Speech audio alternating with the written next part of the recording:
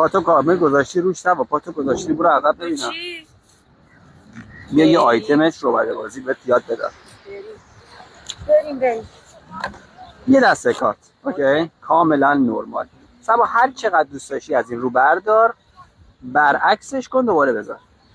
کاملا آزادانه دیگه. ببین هر کدوم از این کارتایی که رو به صورته من رد میکنم. اولین کارت رو به پشت رو میدم بهت، تو کارت بگیرینو. اوکی دوباره حالا چون تو دست بنده من یه جا برمیدارم برعکس میکنم دوباره میذارم. بازم این کارتای رو به صورت رو رد میکنیم. اولین کارت رو به پشت رو میدم بهت، دوباره اینم نگهش دار. میخوای دوباره خودت انجام بدی یا خودم؟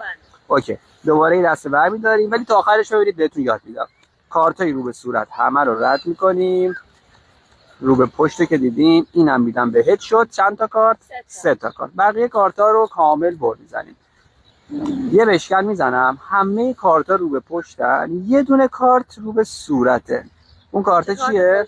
آس. اون 3 تا کارت رو ببینم. این 2 تا آس، این 3 تا آس و اینم 4 تا آس. بریم یادش بگیریم. بچه برای انجام این بازی شما یه دسته کارت کاملا نرمال احتیاج دارید. 2 تا آس رو به صورت بذارید. مهم نیست چه آسایی باشن. یه کارت به صورت کاملا رندوم که این کارت اصلا مهم نیست چی باشه، اینم بذارید روش. اون 2 تا آس دیگه ای که میمونه رو برعکس بذارید روش. اوکی الان همینو کامل بذارید روی دسته کارتتون.